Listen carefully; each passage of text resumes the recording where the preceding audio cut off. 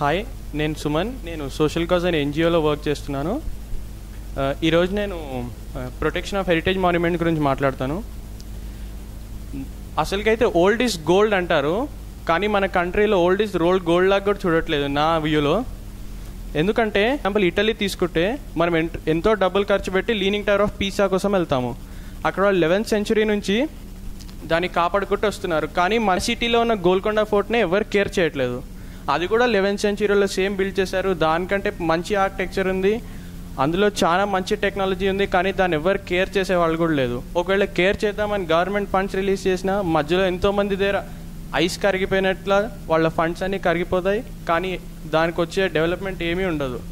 Just government interest ఏముంటుందంటే ticket counters దగ్గర tickets బాగుంటాయా, టికెట్ రేట్స్ బాగుంటాయా, ఫారినర్స్ దగ్గర ఎక్కువ డాలర్స్ తీసుకుందామా, అంతే ఉంటుంది, కానీ దాన్ని డెవలప్ చేయడానికైతే ఎవరు చూడరు.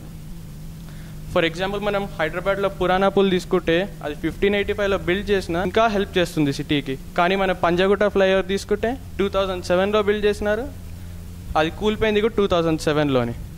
అట్లానే మేము ఏమంటామంటే ఇప్పుడు ఇండియాలో ఉన్న హెరిటేజ్ మాన్యుమెంట్స్ అంటే తాజ్మహల్ ఒక్కటే కాదు, రెడ్ ఫోర్ట్ ఒక్కటే కాదు, మైసూర్ మహారాజా ప్యాలెస్ ఒక్కటే కాదు.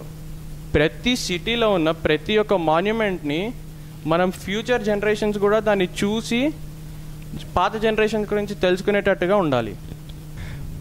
ప్రతి ఒక్క మాన్యుమెంట్కి ప్రతి ఒక్క స్పెషల్ టీమ్ లాగా ఉండాలి. అంటే అక్కడ ఏమైనా ప్రాబ్లం అయినా దానికి ఇప్పుడు ఏదైనా మాన్యుమెంట్ ఏమైనా ప్రాబ్లం వచ్చినా దానికి అప్పటికప్పుడు ఇమీడియట్ సొల్యూషన్ వచ్చేటట్టుగా గవర్నమెంట్ కూడా ఒక యాక్షన్ ప్లాన్ చేసుకోవాలి. మొత్తం ఆర్కియాలజీ డిపార్ట్మెంట్కి ఒకటే డైరెక్టర్ లాగా కాకుండా ప్రతి ఒక్క దానికి ప్రతి ఒక్క హెడ్ లాగా ఉంటే బాగుంటుంది. ఓకే, నేను ఫైనల్గా ఏం చెప్తానంటే మనమే మన మాన్యుమెంట్స్ని రెస్పెక్ట్ చేసినప్పుడు ఫారినర్స్ కూడా దాన్ని రెస్పెక్ట్ చేస్తారు. గవర్నమెంట్ డబ్బులు రిలీజ్ చేసినా వాళ్ళు ఏమైనా రిపేర్ చేసినా మన సపోర్ట్ మన నుంచి ఉండాలి. ఏంటంటే మనం వెళ్ళి మన పేర్లు రాసి మాన్యుమెంట్స్ని అంతా డెస్ట్రాయ్ చేస్తే ఫారినర్స్కి కూడా ఒక ఇంప్రెషన్ కలుగుతుంది.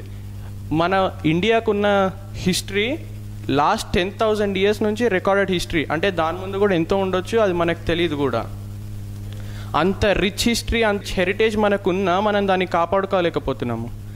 నేనేమంటానంటే పీపుల్ నుంచి సపోర్ట్ ఉన్నప్పుడే ఏ గవర్నమెంట్ అన్నా ఫామ్ అవ్వలేస్తుంది. అలానే పీపుల్ నుంచి సపోర్ట్ ఉంటేనే ఏ మాన్యుమెంట్ అయినా నిలబడుతుంది. దాని బ్యూటీ కూడా గవర్నమెంట్ కంటే పీపులే బిల్డ్ చేయలేస్తారు దాన్ని. Okay, thank you.